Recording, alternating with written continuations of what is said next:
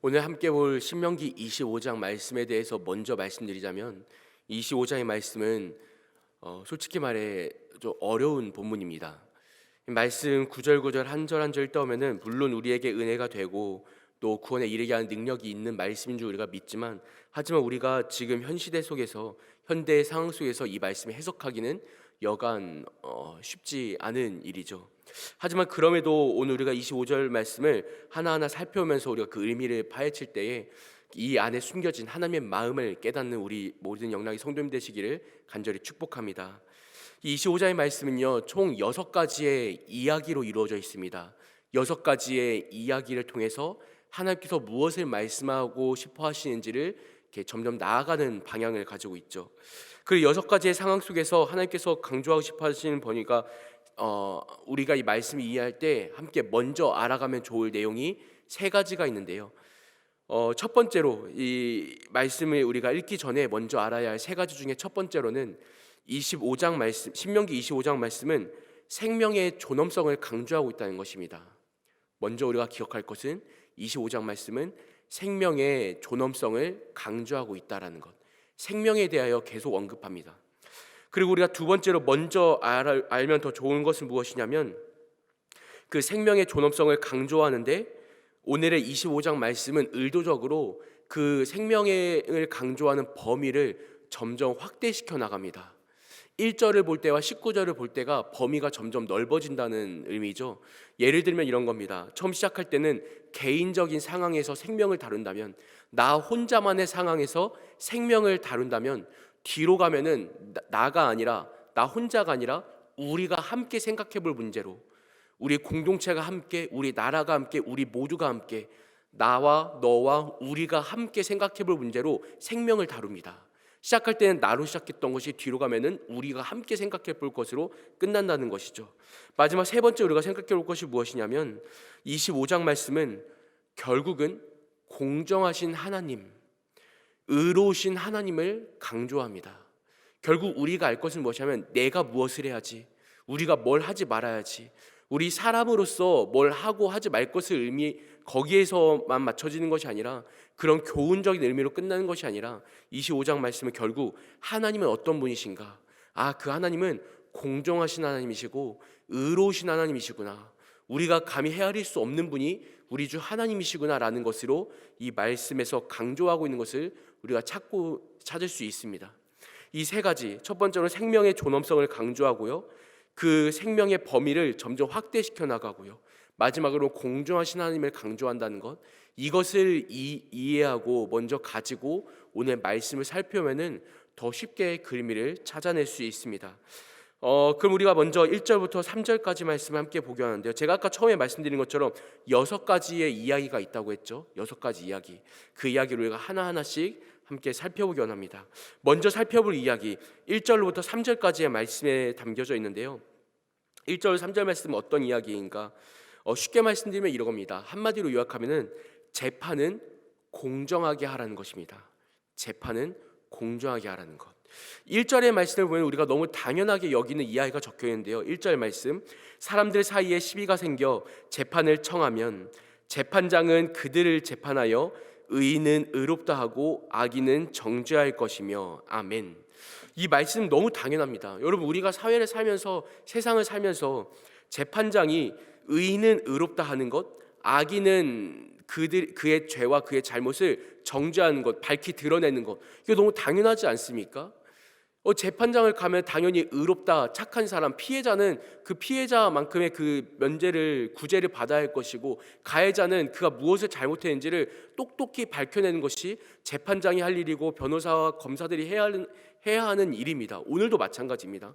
근데 이것을 하나님께서 굳이 1절로 강조하신 것이 무엇이냐면, 고대 근동지방에서나 요즘이나 똑같이 변함없이 사람들에게 잘 되어지지 않는 부분이 바로 이 1절 말씀이기 때문인데요, 이 고대 근동지방에서는 어떤 일들이 있었냐면은, 재판장이 그들을 재판할 때, 사람들을 재판할 때에 의인은 의롭다 하고 악인은 정죄하는 것이 아니라 그들의 신분이나 그들의 위치나 그들의 어떤 가지고 있는 권력에 따라서 재판이 좌지우지될 때가 많았습니다.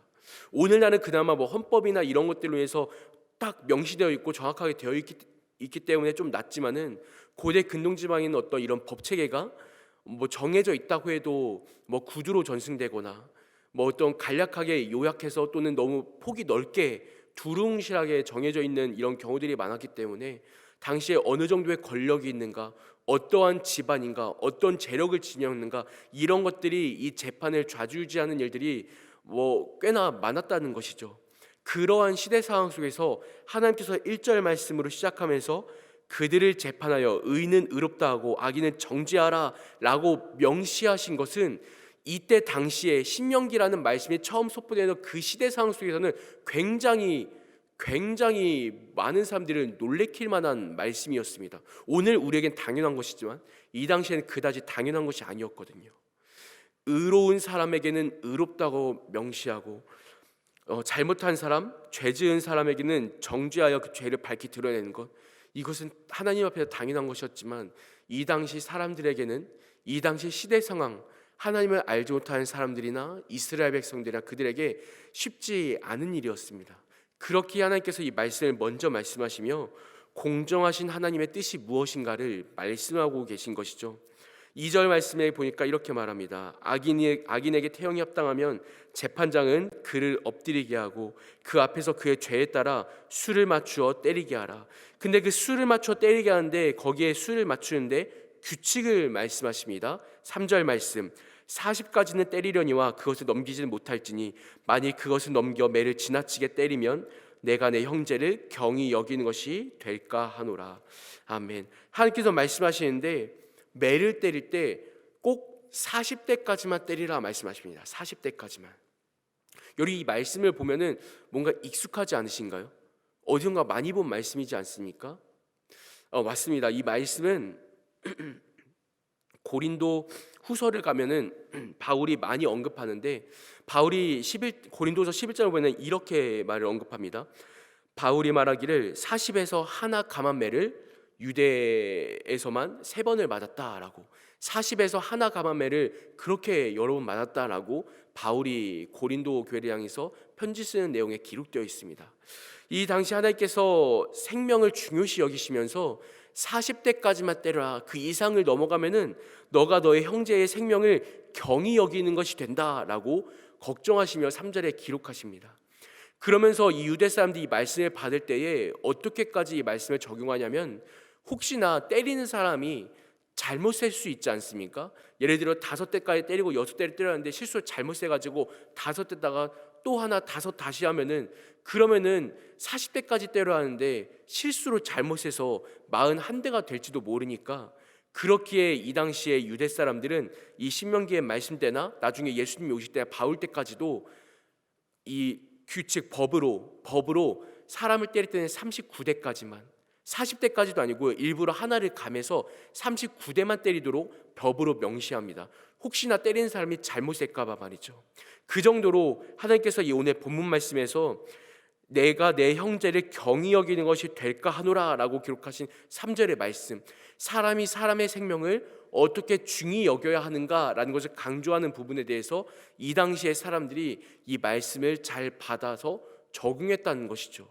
오늘날도 마찬가지입니다, 여러분. 오늘날도 마찬가지로 오늘도 우리가 사람이 사람을 대할 때에 내 마음으로 누군가를 생각하고 판단할 때에, 우리가 1절의 말씀을 보며 기록한 것처럼 의인은 의롭다 하고 악인은 정죄하는 것이 아니라, 나랑 친하니까 괜찮아, 아유 저 사람은 뭐 잘 사니까 괜찮아, 아유 저 사람은 뭐 아유 그럴 만도 하지 하면서 내 나름대로의 내 친밀감이나 내가 생각한 어떤 사회적인 우세를 통해서 그 사람을 의롭다 판단하고 정죄하면서 내 스스로 그렇게 내 나름의 주관적인 기준으로 누군가를 대하지는 않았는가, 우리가 생각해 볼 부분이라는 것이죠. 그러한 우리의 마음에 대해서 하나님께서 엄히 말씀하시기를 공정하게 하라라고 하시는 것입니다. 공정하게 하라. 우리가 마음으로 우리의 생각으로 정하는 것이 아니라 하나님의 말씀 앞에서 의인은 의롭다 하고 악인은 정죄하는 것, 그것이 공정하다, 하나님의 말씀으로만 비추어보라 라고 우리에게 다시 한번 되새겨 주시는 것입니다. 그래서 그 사람들을 대할 때 우리가 어떻게 대해야 하는가, 먼저 3절 말씀 보니까 형제를 경히 여기는 것, 그 사람의 생명을 중하게 여기는 것, 하나님께서도 그 사람의 생명이 혹시나 누군가에 의해서 경히 여겨지는 것이 될까 봐 시작부터 사람의 생명에 대하여 중하게 여기라라고 강조하시는 것처럼, 우리가 25장 말씀을 쭉 볼 때에 사람의 생명을 중하게 여기는 것이 얼마나 소중한 것인가 우리가 알 수 있는 대목인 것이죠. 그러면서 이어지는 말씀이 있는데 그것이 바로 4절 말씀입니다.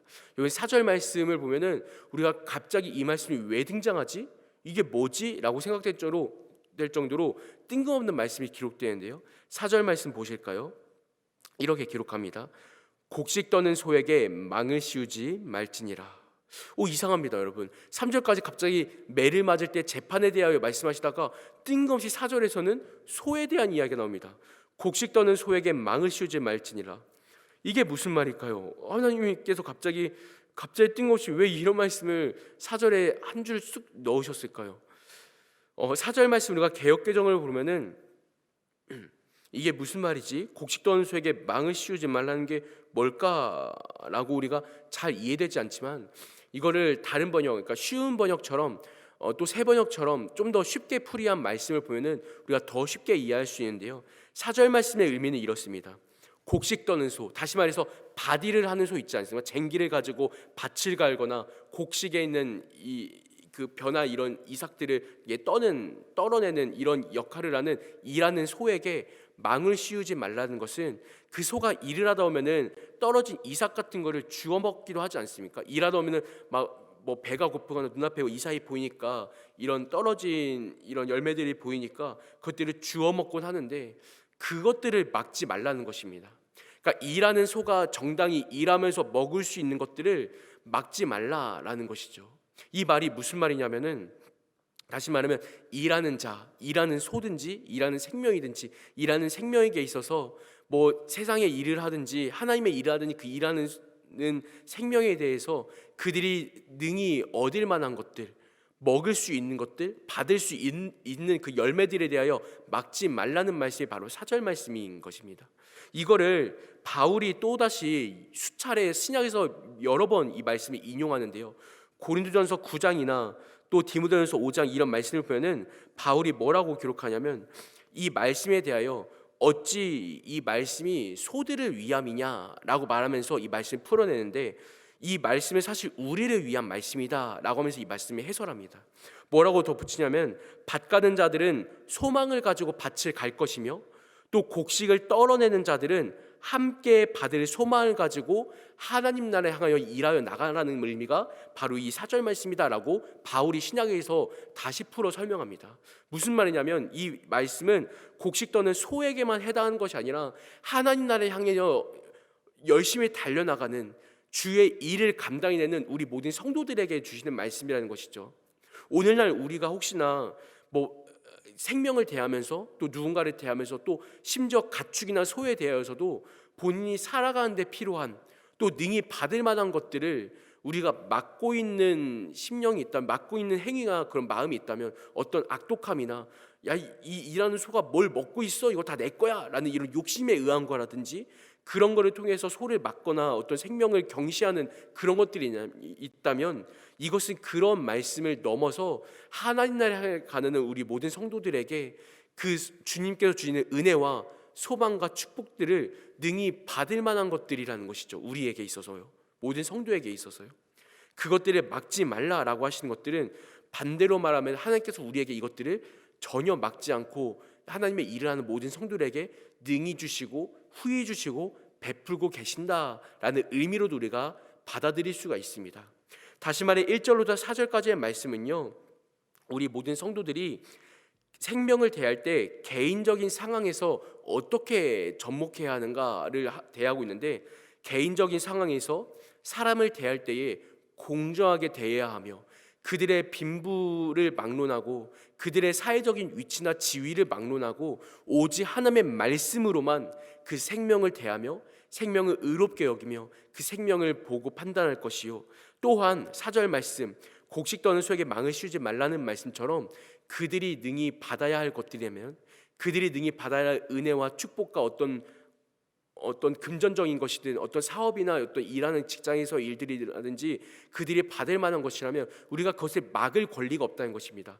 하나님께서 주시는 것들을 우리가 막을 수 없다는 것, 오직 하나님께서 그들에게 소망을 주시고 은혜를 주시고 어떤 이러한 것들에 대한 배상과 보상을 정당하게 받게끔 하신 것이라면 우리 또한 정당하게 베풀어야 한다. 우리가 개인적인 입장에서 정당함을 가지고 공정하신 하나님을 닮아서 그것을 똑같이 치러야 한다는 것입니다. 이것이 1절부터 4절까지의 말씀, 개인적인 상황에서 생명을 대하는 태도를 말씀하고 있는 것이고요.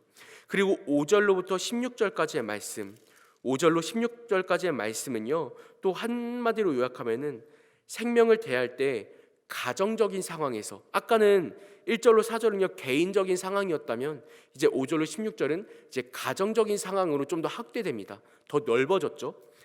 가정적인 상황에서 어떻게 태도를 해야 하는가, 어떻게 대해야 하는가를 기록하고 있는데요. 먼저 이 5절로 16절의 말씀을 또 세 가지 이야기로 나눠볼 수 있습니다. 5절로 10절까지의 말씀을 보면은 5절로 10절은 우리가 매우 익숙하게 대하고 있는 말씀이기도 한데요. 쉽게 말하면 이런 겁니다. 계대 결혼에 대한 것입니다. 계대 결혼.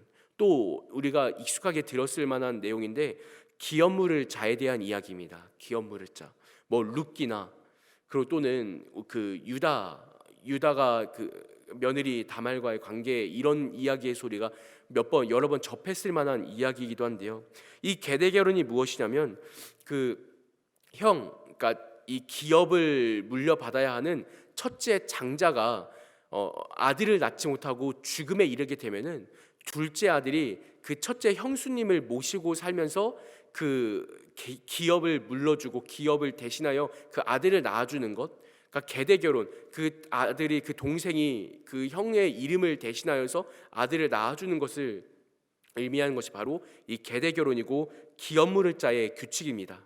하나님께서 이런 규칙을 왜 주셨냐면 오늘날로는 이해가 되지 않죠. 아니 어떻게 형수님을 모시고 살아? 아니 그래도 가족인데 어떻게 이게 말이 돼? 이거 너무 천박한 거 아니야? 우리 이렇게 생각할 수 있지만 사실 이 말씀을 주신 이유가 있습니다. 이게 무엇이냐면 이건 단순히 결혼에 대한 것만이 아니라요, 이것은 소외되고 연약한 어떤 억울함을 가진 자들을 대신하여 풀어줄 수 있는 규칙이 바로 이 계대 결혼에 대한 법칙인데요. 예를 들면 이런 것입니다. 뭐 오늘날도 해당될지 모르겠지만요, 첫째 형이나 이런 가족이 뭐 그 빚을 져가지고 어느 날 갑자기 급하게 돈 쓸 일이 있어 빚을 졌다가 그 빚을 갚지 못해서 가지고 있는 뭐 포도원이나 집을 다른 사람에게 내어주게 되었습니다. 근데 여러분, 우리가 아시다시피 이 이스라엘 백성들에게 땅이라는 개념은요 단순히 내 소유가 아니라 하나님의 것에 있다는 것을 가장 근본적인 믿음으로 시작합니다. 땅이라는 것은 내 소유가 아니라 하나님의 것이라는 믿음을 가지고 있는 게 이스라엘 백성들이죠. 내가 하나님께서 주신 그 땅을 다른 사람들에게 내어주게 되었습니다. 내가 빚을 져서 말이죠. 그럴 때에 이 빼앗긴 땅, 그러니까 빚을 져서 내어주게 된 땅을 그 동생이 대신하여 기업물을 자가 되어서 그 빚을 탐감해주고 그 땅을 그 형의 것으로 다시 돌려받을 수 있는, 우리 가문의 것으로 하나님께서 주셨던 그 원래의 위치로 돌려받을 수 있는 이런 역할을 동생이 감당할 수 있다라는 것이 바로 오늘 말씀에서 가진 의미이기도 합니다. 무슨 말이냐면 이 모든 소유가 하나님의 것인데 그 하나님의 것임을 원래대로 돌이킬 수 있는 그 역할을 그 가문 안에서, 우리 가정 안에서 해결할 수 있고 이어나갈 수 있도록 주신 법칙이 바로 이 기업물을 자의 규칙이라는 것이죠. 근데 이것은 단순히 기업물을 자 이것을 넘어서요, 이것이 결국에는 무엇을 의미하냐면 우리 모든 인류의 생애 안에서 모든 인류가 가진 그 죄라는 빚 앞에서 모든 것을 탕감해 주실, 궁극적으로는 우리 주 예수 그리스도께서 우리의 기업물을 자가 되어 우리의 모든 죄와 우리의 모든 빚을 탕감해 주실 것이다 라는 예수님을 예표하는 말씀이기도 합니다. 결국 예수님께서 우리가 감당할 수 없는 빚과 우리가 감당할 수 없는 그 생명의 가치를 예수님께서 그 보혈을 흘리심으로 말미암아 모든 것을 구입하셨다, 사내셨고 우리의 모든 죄를 탕감하셨다라는 의미를 갖고 있는 것이 우리의 기업 물을 자가 되신 예수 그리스도에 대한 의미이기도 합니다. 그 말씀이 5절부터 10절 말씀인데요, 이 10절 말씀까지의 말씀을 보면서도 이 말씀 속에서도 하나님께서 생명을 얼마나 중하게 여기시는가, 그 가정이 끊어질까 봐, 가문이 끊어질까 봐, 그 가문이 가진 씨가 끊어질까 봐 하나님께서 그 생명을 중히 여기시며 가정적으로 그 이름이 이어져 나갈 수 있도록, 가문이 이어져 나가고 그 씨가 대대손손으로 이어져 나갈 수 있도록 함께 이 말씀을 주신 것임을 우리가 기억할 수 있는 대목이 5절로 10절 말씀인 것이죠. 그러니까 가정적인 입장에서 생명이 이어져 나갈 수 있도록 하나님께서는 이 말씀으로 이 규칙을 주셨다는 것입니다. 이어지는 11절로 12절 말씀도 우리가 조금 이해하기 어려운 말씀인데요, 11절로 11절 말씀에 보면 이런 말씀이 있습니다. 만약에 한 남자와 다른 남자가 싸움이 붙었는데 그 여자가 생각할 때 우리 남편이 좀 불리한 것 같습니다. 질 것 같습니다. 그래서 이 여자가 나서서 그 남자의 음낭을 손으로 잡거나 이런 뭐 가격을 하거나 이렇게 해서 그 다른 남자, 우리 남편이 아니라 다른 남자의 어떤 그 음낭을 손해를 입혔을 때에 그 상황에 대해서 이 12절을 보니까 그 여인의 손을 찍어버리라 라는 말씀으로 굉장히 어마무시한 말씀이 기록되어 있는 것이죠. 근데 이 말씀에 대해서도 사실 알고 보면은 그 생명의 근원, 그 씨의 근원이 어디 있는가를 생각해 보면은 하나님께서는 그 누구의 가정도, 누구의 가문에서도 씨가 끊어지지 않기를, 생명이 이어져 나가기를 바라시는 주님의 말씀이 이 5절로부터 12절까지 말씀으로 한 문맥으로 쭉 이어서 우리가 함께 볼 수 있다는 것이죠. 13절로 16절에 보면은 또 이런 말씀이 있습니다. 저울추와 되가 기록되는데요, 모든 이스라엘 백성들에 대해서 하나님께서 엄히 말씀하시기를 너는 큰 저울추와 작은 저울추를 두지 말고 큰 되와 작은 되를 두지 말라 말씀하십니다. 이건 무슨 말이냐면 사람을 속이지 말라는 것이죠. 속이지 말라는 거. 그러니까 어떤 값어치를 매길 때에 큰 저울추를 이게 두었다가 눈속임을 해서 작은 저울추를 바꿔가지고 아이고 이거 돈을 더 받아야 되겠는데요 라고 하면서 몰래 눈속임을 해서 사기치면서 돈을 더 앗아가거나, 그러니까 이제 범위가 어디까지 가냐면 처음에는 1절로 3절 말씀은 단순히 생명, 우리가 아는 목숨을 생명으로 여겼다면은 이제 생명을 넘어 그 생명을 감싸고 있는 소유까지 더 나아가는 것입니다.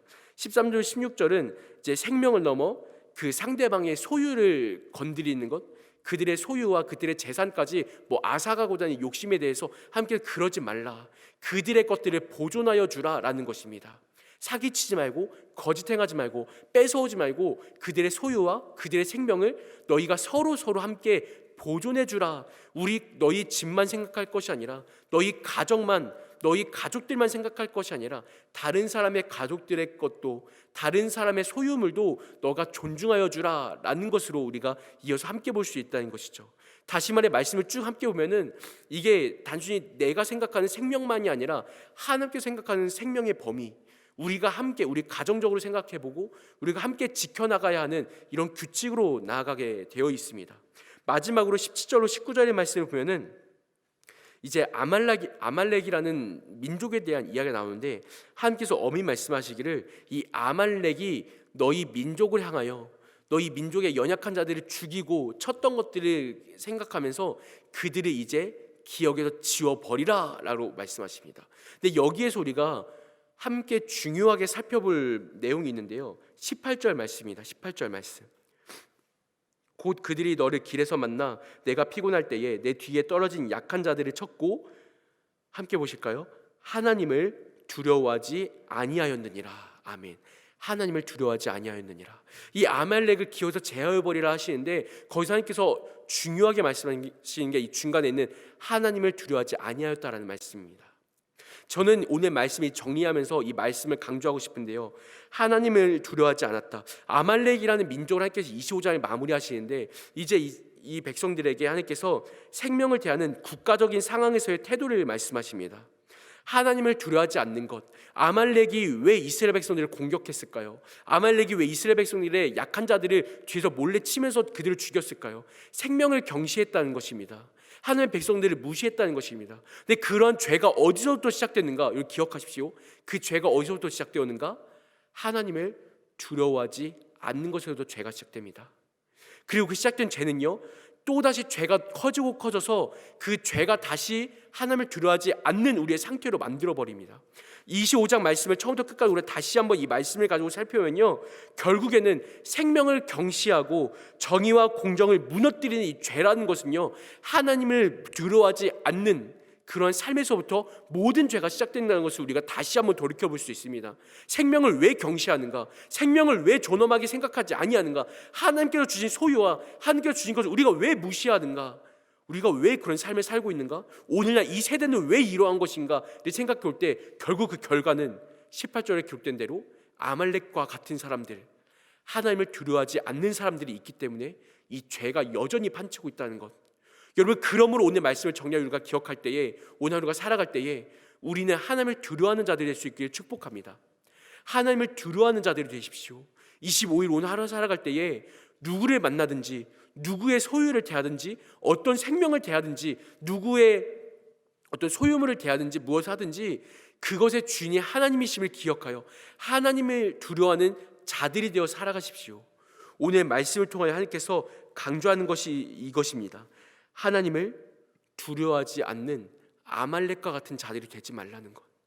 오늘 우리는 이스라엘 백성입니다. 선택받은 자들입니다. 우리는 성도들입니다. 주님께 택함받은 제사장의 역할을 하며 주의 택함받은 선지자의 역할을 행하며, 그리고 왕같은 제사장들입니다. 우리 오늘 하루 살아갈 때에 각자의 가정에서, 직장에서, 모든 생활 가운데서 하나님을 두려워하는 자들이에요, 주의 말씀을 선포하고 보여주는 우리 모든 성도들 되시기를 간절히 축복합니다. 기도하겠습니다. 살아계신 하나님 아버지, 감사합니다. 오늘 하루 우리가 이 말씀을 가지고 살아갈 때에 우리 모든 성도님들 주님 앞에서 주님을 두려워하는 자들이 되어 주의 말씀을 살아내게 하시고 주의 말씀을 보여주게 하시고, 모든 사람과 모든 소유와 무엇을 대하든지 간에 그것들 대함에 있어서 공정하고 정의롭고 하나님을 닮아 의롭게 나아갈 수 있도록 우리를 붙들어 주시옵소서. 이 시간도 주 앞에 예물 드리는 손길들이 있습니다. 주여 축복하여 주시고 모든 기도의 제목들 주여 들으시고 응답하여 주옵소서. 오늘도 우리와 함께 하심을 믿사오며 살아계신 예수님의 이름으로 기도합니다. 아멘.